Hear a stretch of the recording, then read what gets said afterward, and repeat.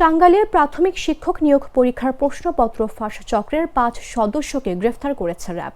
শুক্রবার সকালে র্যাব 14 এর কোম্পানি কমান্ডার কাউসার বাঁধন এর তথ্য নিশ্চিত করেন।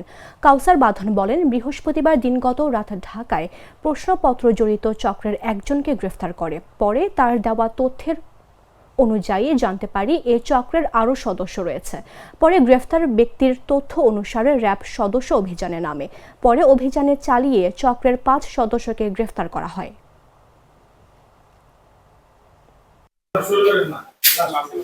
তাদের নিকট থেকে ব্ল্যাঙ্ক চেক, স্ট্যাম্প পেপার, প্রার্থীর প্রাথমিক সহকারী শিক্ষক নিয়োগের প্রবেশপত্র, প্রার্থীর আসল সার্টিফিকেট এবং তাদের ব্যবহৃত মোবাইল ফোনগুলো জব্দ করা হয়।